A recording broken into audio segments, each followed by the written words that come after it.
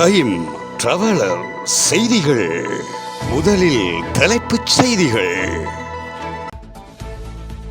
இலங்கையில் அதிகரிக்கும் வேலைவாய்ப்புகள் ரணில் வழங்கிய உறுதி.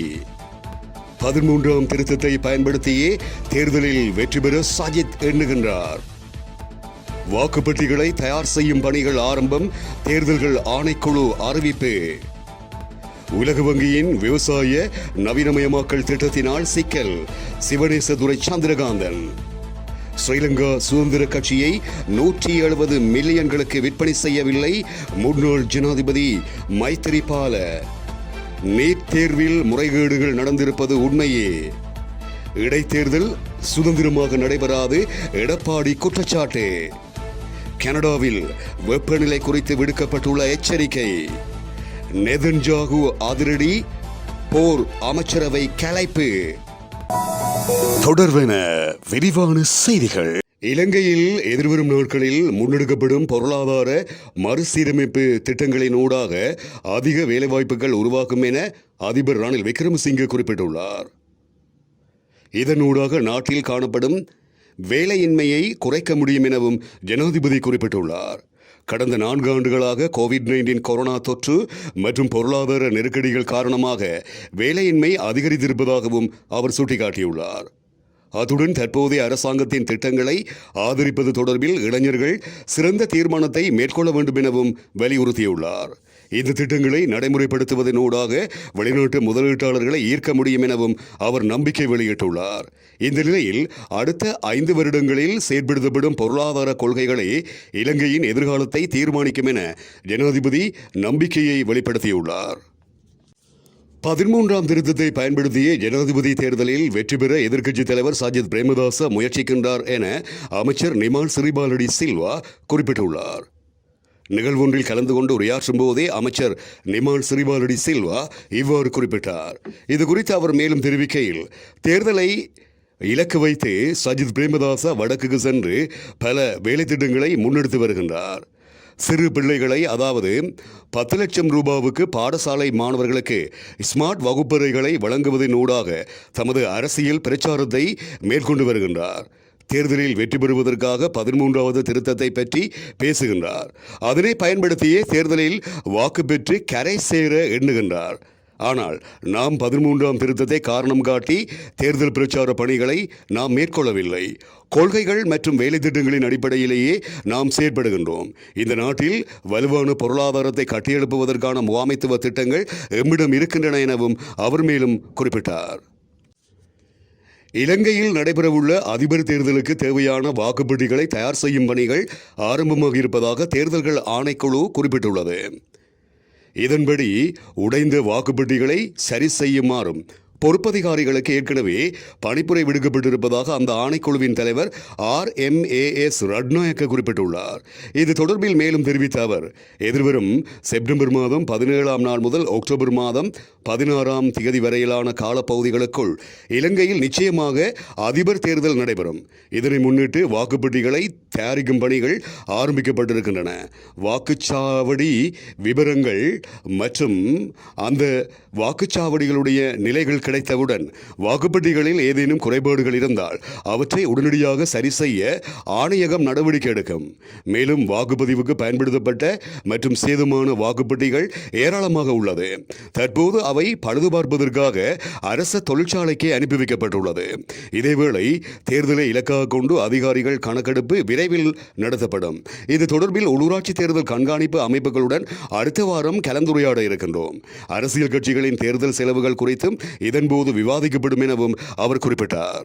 உலக வங்கியின் ஊடாக கிடைக்கப்பெற்றிருக்கின்ற விவசாய நவீனமயமாக்கல் திட்டத்தில் மட்டக்களப்பு மாவட்டத்தில் ஊழலும் பிரச்சனைகளும் வந்திருப்பதாக உறுதிப்படுத்தக்கூடிய தகவல்கள் கிடைக்கப்பெற்றிருக்கின்றது என்று இராஜாங்க அமைச்சர் சிவனேசதுரை சந்திரகாந்தன் குறிப்பிட்டுள்ளார். மட்டக்களப்பு மண்முனை பெற்று பிரதேச செயலாளர் பிரிவில் உள்ளவர்களுக்கான வாழ்வாதார பொருட்கள் மற்றும் விளையாட்டு உபகரணங்கள் வழங்கும் நிகழ்வு இடம்பெற்றது. குறித்த நிகழ்வில் கலந்து கொண்டு உரையாற்றும் போதே அவர் இவ்வாறு குறிப்பிட்டார். 2022ஆம் ஆண்டு மிகவும் ஒரு மோசமான ஆண்டாக காணப்பட்டதுடன் ஒப்பிடுகின்ற போது 2023ஆம் ஆண்டு ஓரளவு மாற்றத்துக்கு வந்துள்ளது. 2024ஆம் ஆண்டு ஓரளவு முன்னேறிய ஒரு நாட்டிலே நாங்கள் வாழக்கூடிய சூழலில் ஏற்பட்டிருக்கிறது. மலசில கூடங்களுக்கு நிதி ஒதுக்குவது என்பது ஒரு நல்ல ஒரு விடயமாக நான் பார்க்கின்றேன். இது மட்டக்களப்பு மாவட்டத்தில் உள்ள ஒரு பெரிய பிரச்சனை. சில இடங்களுக்கு செல்கின்ற போது இதற்கெல்லாம் எவ்வாறு தீர்வு கொடுப்பது என்பது தெரியாது. ஏனென்றால் ஆயிரக்கணக்கான விளிம்பு நிலை மக்கள் இன்னமும் மிக மோசமான சுகாதார நடைமுறைகளில் பாதிக்கப்பட்டு இருக்கின்றார்கள்.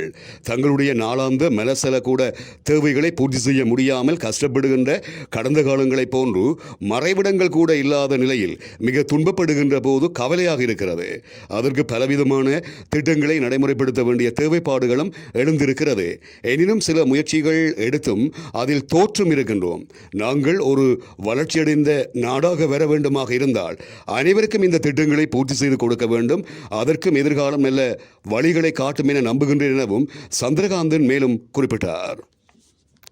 ஸ்ரீலங்கா சுதந்திர கட்சியை 170 மில்லியன்களுக்கு விற்பனை செய்யவில்லை எனவும் கட்சி உறுப்பினர்களின் முன்னேற்றத்திற்காகவே தாம் கட்சியின் தலைவர் பதவியிலிருந்து விலகியதாகவும் முன்னாள் ஜனாதிபதி மைத்திரிபால சிறிசேன தெரியப்படுத்தியுள்ளார்.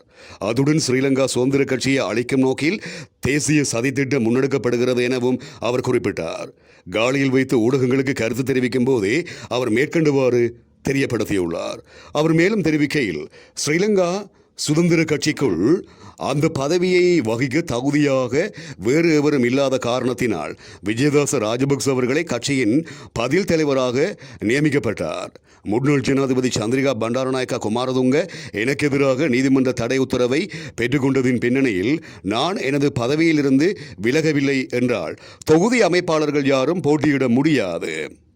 அத்துடன் தேர்தலில் அத்தகைய வேட்பாளர்களை தேர்தல் ஆணையகம் ஏற்காது. எனவேதான் நான் தலைவர் பதவியிலிருந்து விலகியதாக மைத்திரிபால குறிப்பிட்டார். கட்சியின் பதில் தலைவராக கலாநிதி விஜயதாச ராஜபக்ச பதவியேற்ற போது பல குற்றச்சாட்டுகள் முன்வைக்கப்பட்டன. நீதிமன்ற வழக்குகளுக்கு நிதி கிடைக்காமையினால் தாம் 170 மில்லியன் ரூபாய்களுக்கு கட்சியை விற்றதாகவும் குற்றம் சுமத்தப்படுகிறது. எனினும் அது உண்மையல்ல எனவும் குறிப்பிட்டுள்ளார். இதேவேளை அனுராதபுரத்தில் ஊடகங்களுக்கு கருத்து தெரிவித்த விஜயதாச ராஜபக்ச ஸ்ரீலங்கா சுதந்திர கட்சியை பிரதிநிதித்துவப்படுத்தும் ஜனாதிபதி வேட்பாளராக தாம் போட்டியிட இருப்பதை உறுதிப்படுத்தியுள்ளார்.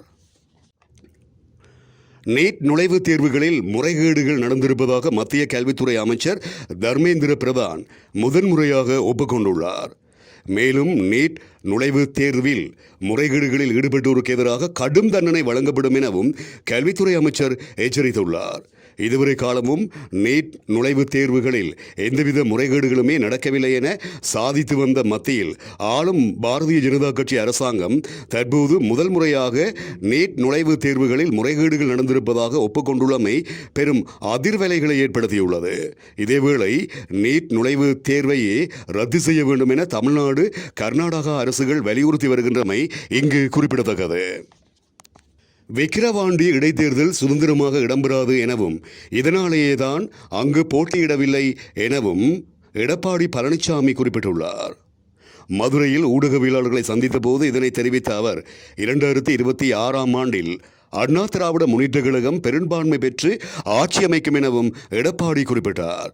இதன்போது மேலும் கருத்து தெரிவித்த அவர் ஈரோடு கிழக்கு சட்டசபை இடைத்தேர்தலின் போது 36 இடங்களில் மக்களை பட்டியில் அடைத்து வைத்ததாகவும் அங்கு ஜனநாயக படுகொலை நடைபெற்றதாகவும் அவர் குறிப்பிட்டார். அதுடன் மாநில அரசுக்கு தேர்தல் ஆணையகம், போலீஸ், அரசு அதிகாரிகள் துணை நிற்பதாகவும் அவர் தெரியப்படுத்தியுள்ளார். விக்கிரவாண்டி இடைத்தேர்தல் சுதந்திரமாக நடக்காது என கருதியதாலேயே அண்ணா திராவிட முன்னேற்றக் கழகம் அங்கு போட்டியிடவில்லை என எடப்பாடி பழனிசாமி குறிப்பிட்டார். அங்கு பணத்தை வாரி இறைப்பவர்கள் எனவும் பரிசு பொருட்கள் அள்ளி கொடுப்பார்கள் எனவும் அமைச்சர்கள் தொகுதி வாரியாக பிரித்து பண மழையை பொழிவார்கள் என குறிப்பிட்ட அவர் சுதந்திரமாக தேர்தல் நடக்காதெனவும் குற்றம் சாட்டியுள்ளார். அதுடன் மக்களவைத் தேர்தலில் விக்கிரவாண்டியில் அண்ணா திராவிட முன்னேற்றக் கழகம் 6000 வாக்குகள் குறைவாகவே பெற்றதாக தெரிவித்த எடப்பாடி பழனிசாமி மக்களவைத் தேர்தல் வேறு, சட்டசபை தேர்தல் வேறு எனவும் சுட்டிக்காட்டினார். எனவே மக்கள் இரண்டையும் பிரித்து பார்த்து சிந்தித்து வாக்களிப்பார்கள் என அவர் மேலும் குறிப்பிட்டார். கனடாவின் தென்மேற்கு ஒன்டாரியோ பகுதியில் வெப்பநிலை தொடர்பில் முக்கிய அறிவிப்பொன்று வெளியிடப்பட்டுள்ளது. அதன்படி கனடாவின் தென்மேற்கு ஒன்டாரியோ பகுதியில் ஆபத்தான வெப்பநிலை இன்றைய தினம் முதல் நிலவும் என கனேடிய தேசிய வளிமண்டலவியல் திணைக்களம் தெரியப்படுத்தியுள்ளது. மேலும் ஆபத்தான வெப்பநிலை மற்றும் ஈரப்பதனுடன் கூடிய வெப்பநிலை நீடிக்கும் எனவும் தெரிவிக்கப்பட்டுள்ளது. இந்த நிலையில் லண்டன், டொரண்டோ, நயக்கரா, ஓவன் சவுண்ட் மற்றும் கிங்ஸ்டன் ஆகிய பகுதிகளில் இவ்வாறு கடுமையான வெப்பநிலை நிலவும் என எச்சரிக்கை விடுக்கப்பட்டிருக்கிறது. அதுடன் சராசரியாக 35 பாகை செல்சியஸ் அளவில் வெப்பநிலை நீடிக்கும் எனவும் ஈரப்பதன் நிலைமையுடன் பார்க்கும்போது சுமார் 40 முதல் 45 பாகை செல்சியஸ் அளவில் வெப்பநிலை நீடிப்பது போன்று உணர நேரிடும் எனவும் தெரிவிக்கப்படுகிறது. இதேவேளை டொரண்டோவில் இடிப்புயல் நிலைமை நீடிக்கக்கூடும் எனவும் வளிமண்டலவியல் திணைக்களம் எச்சரிக்கை விடுத்திருக்கிறது. காசா மீதான போர் குறித்து முக்கிய முடிவுகள் எடுக்க அமைக்கப்பட்டிருந்த மத்திய அமைச்சரவையை கலைப்பதாக இஸ்ரேல் பிரதமர் பெஞ்சமின் நெதன்யாகு குறிப்பிட்டுள்ளார்.